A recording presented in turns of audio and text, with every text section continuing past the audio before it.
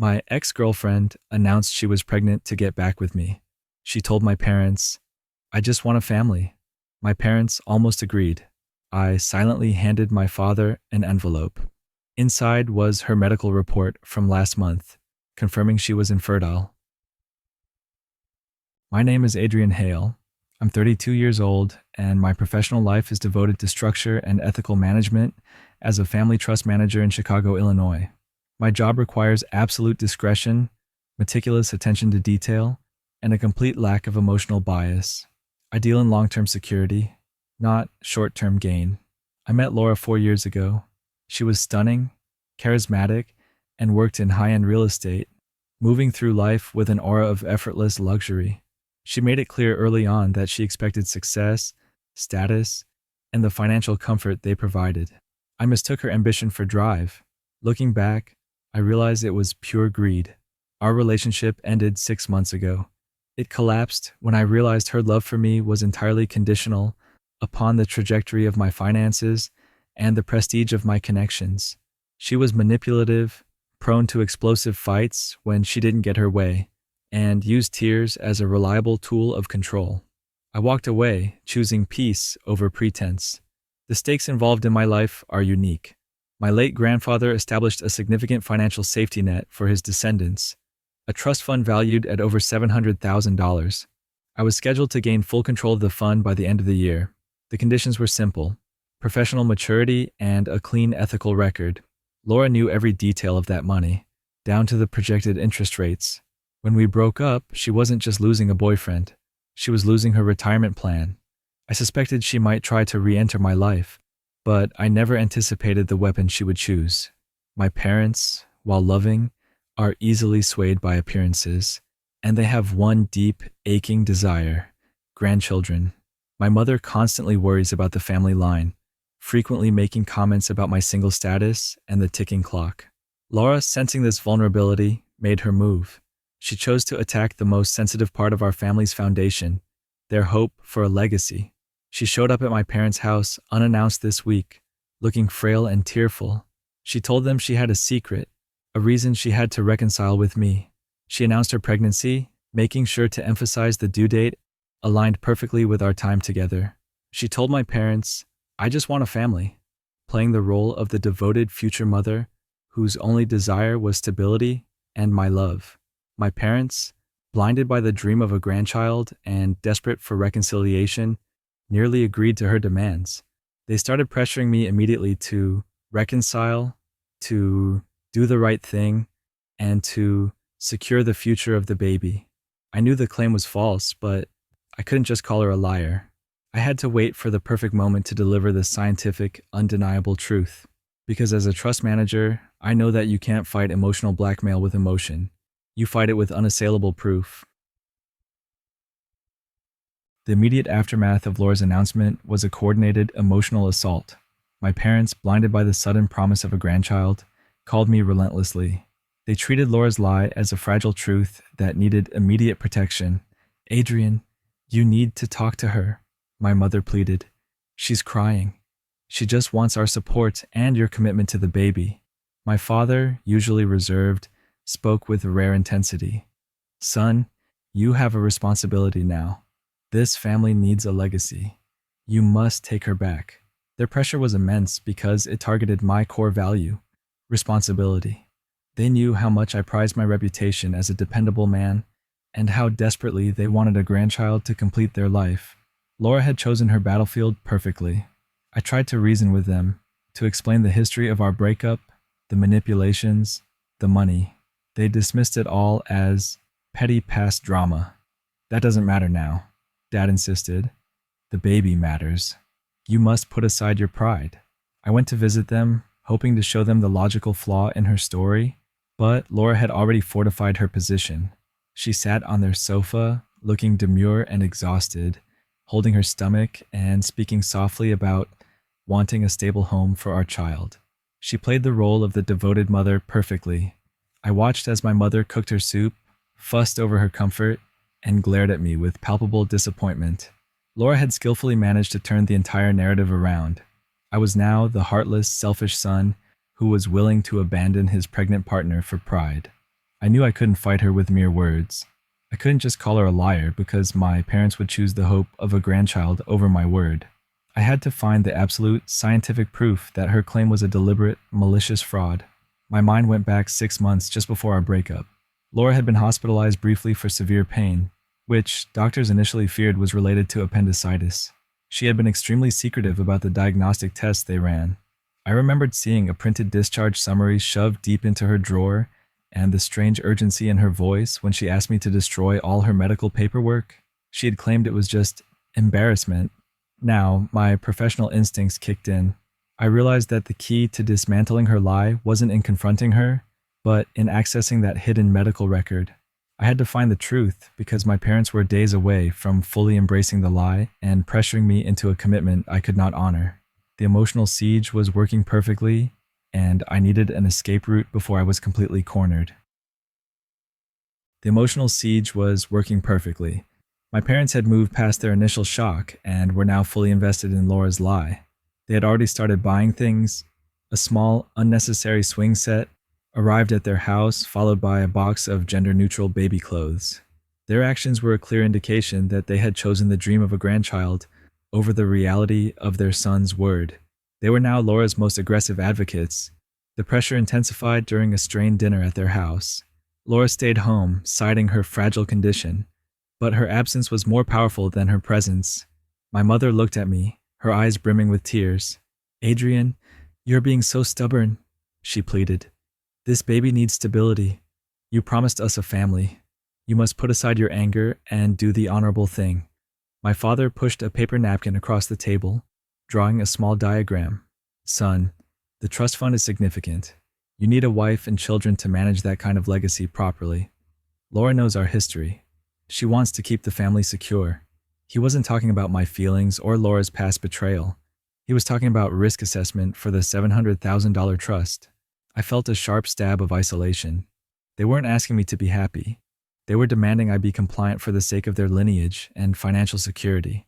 I was being pressured by my own blood to enter a fraudulent marriage. I tried to argue the character flaw. "Dad, she manipulated you. She's only doing this because the trust fund activates soon. She's lied constantly." My father shook his head, weary. "Lies don't matter now, Adrian. The baby has no fault. You need to provide a name." That statement cemented the betrayal. They were willing to overlook blatant fraud for the promise of a grandchild. I realized then that if I didn't act with unassailable proof, they would pressure me until I broke. I had to dismantle the lie using data, the cold, hard facts Laura thought she had buried. I couldn't sleep that night. My mind raced, returning again and again to the discharge summary I glimpsed 6 months prior. Laura's refusal to discuss her diagnosis, her demand to destroy all paperwork, it was a crucial detail. I knew where she kept her old documents, a small locked filing cabinet in my former study. I drove to the house, entered quietly, and spent an agonizing hour picking the lock. It felt wrong, invasive, but the alternative was living a lifelong lie, funded by my inheritance. Inside, beneath the tax returns and old utility bills, I found it, the crumpled yellowed medical summary. The diagnosis was clear, definitive, and immediately damning. Laura wasn't pregnant, and based on the medical findings, she hadn't been capable of conceiving for years. The decision was made. I could no longer afford to fight Laura's lie with my word against her tears. I needed the truth, the cold, hard data she thought she had buried forever. I drove straight to the home I still owned, the house where Laura and I had lived, now thankfully vacant. I still had the original keys, but the door to my old study, where the filing cabinet was locked. Laura had changed the cylinder before we broke up, citing client confidentiality. I didn't panic. My security background had taught me that every lock has a weakness, and every system can be bypassed if you're patient enough. I spent 10 agonizing minutes working the lock with a small set of tension wrenches I kept in my toolbox. The soft click of the mechanism was the quietest, most satisfying sound I had heard all week. I entered the study, turned on a single lamp, and began my search.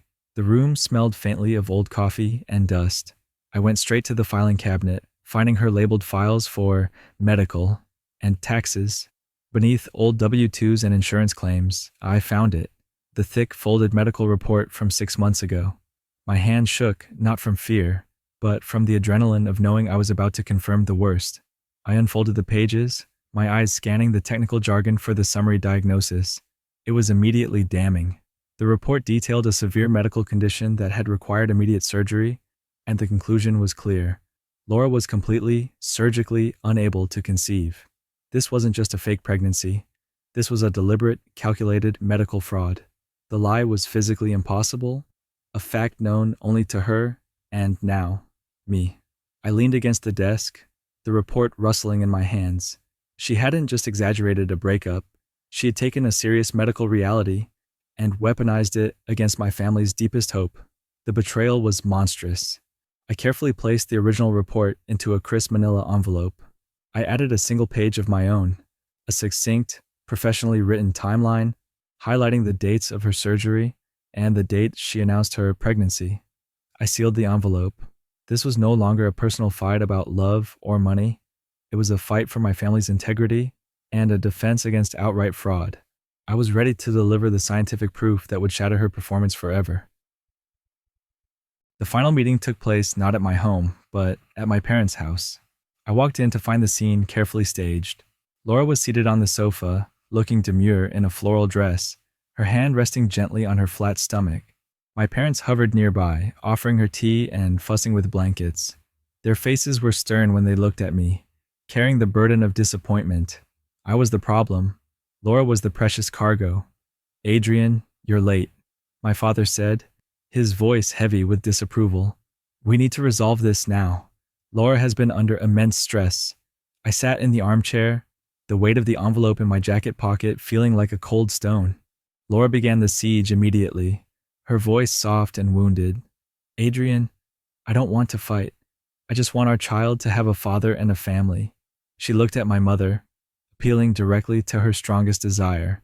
"I know I made mistakes, but I've changed. All I want is stability for our baby." My mother immediately leapt to her defense. "She's right, Adrian. This isn't about the past. This is about the future. The baby has no fault. You need to put aside your pride and do the right thing." My father then delivered the final, expected ultimatum, speaking in the measured tone of a man delivering a fair judgment.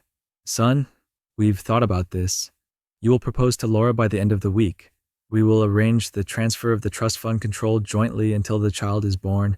You have a responsibility to this family's legacy." They had fully bought the lie. They had built an entire future around a fraud, and were now demanding I walk straight into the trap. I looked at Laura.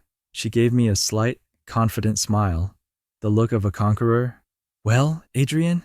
she asked, her voice hardening with triumph. "What's your answer?" I took a deep breath, letting the silence hang until the tension was unbearable.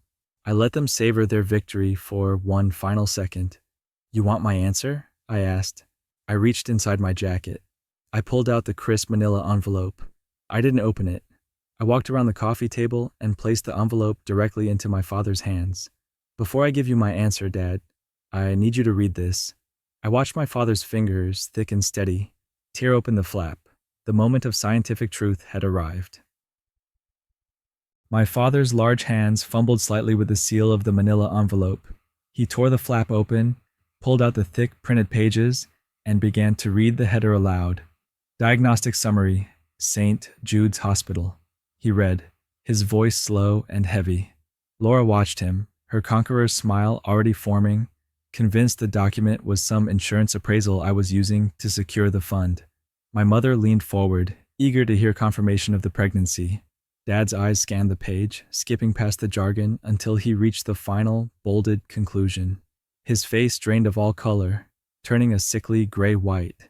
He didn't need to read the words aloud for my mother to see the truth. Mom looked over his shoulder, her hand flying to her mouth to stifle a cry. She collapsed back onto the sofa, the sound muffled by the thick upholstery. She knew what the medical findings meant. Laura, sensing the sudden, absolute silence, finally realized something was terribly wrong. She peered at the paper. "What is that? That's private. Give that back," she shrieked, her voice snapping with sudden, raw panic. My father slowly lowered the document, his eyes lifted to meet mine, not with anger, but with a profound, shattered understanding. He saw the years of manipulation, the casual cruelty, the monstrous lie laid bare by a simple piece of paper. "Laura," my father said, his voice a low, terrifying growl I hadn't heard since I was a boy. "This report is dated last month. It confirms you are infertile. You are not pregnant. You cannot be pregnant." The accusation hung in the room, backed by science and medical authority. Laura let out a sound that wasn't human, a desperate, strangled cry of total defeat. She realized her ultimate weapon had been turned against her. She lunged across the coffee table, aiming not for me, but for the document, trying to destroy the evidence that exposed her massive fraud. "Give me that! You liar! You stole that!" she screamed, fingernails tearing at the air. My father, though stunned, reacted instantly.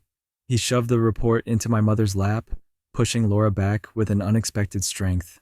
I rose, pulling Laura's flailing arms away from my mother, securing the evidence and protecting my family. She fought like a wild animal, her tears now those of pure, unadulterated rage. She knew she'd lost not just the trust fund, but her entire performance, the dream of a grandchild, the family legacy, the stability she craved, all shattered by her own lie. The silence that followed Laura's removal was total. My mother was the first to speak, her voice choked with tears, but this time, the tears were for me. My father sat heavily, the medical report still clenched in his hand, his authority completely shattered. "Adrian," Mom whispered, pulling me close. "I am so sorry. We were blind. We wanted a grandchild so badly we let her lie to us." My father approached me, his shoulders slumped in genuine, agonizing regret. "I failed you, son," he said, his voice barely audible. "I doubted your word. I put a lie above the truth, and I nearly forced you into a trap." He looked at the crumpled medical report. "You risked everything to get this. Thank you for saving us." It was the apology I had waited for my entire life, an acknowledgement that I was worthy of belief, worthy of their fight. The bond that had fractured years ago was slowly, painfully, restored in that moment. I placed the envelope back on the table. "I filed a restraining order based on the assault," I told them. "I also filed a report with the police, detailing the financial fraud and the deliberate misrepresentation of a medical condition. I wasn't seeking revenge. I was ensuring she could never weaponize a lie against anyone again." My parents, now fully understanding the scope of her malice, didn't object. My father took the final, critical step regarding the trust fund. He ensured that my control over the entire $700,000 trust would be made absolute immediately, citing Laura's predatory actions as grounds for final review. Laura's collapse was swift and total. The police tracked her down at a friend's house, and she was questioned regarding the assault and the medical fraud. Her public narrative of the devoted future mother was destroyed by the scientific fact of her infertility. She tried to contact me one last time, sending a single frantic text. "Laura, you're ruining my life. This baby was my only chance. Just tell them you made a mistake." I deleted the message. Her desperation was no longer my responsibility. A year later, my life was stable, clean, and honest. I had used a portion of the trust to establish a foundation in my grandfather's name, dedicated to ethical financial management. My relationship with my parents was the strongest it had ever been, built not on expectation, but on mutual respect and truth. Laura was completely isolated, facing lawsuits from the trust and possible fraud charges. She lost not only the man she tried to ensnare, but her entire social and professional platform. She had gambled her life on a lie, and the scientific truth had called her bluff. I looked at the framed photo of my mother on my desk, her smile genuine, unburdened. I hadn't just exposed a betrayal.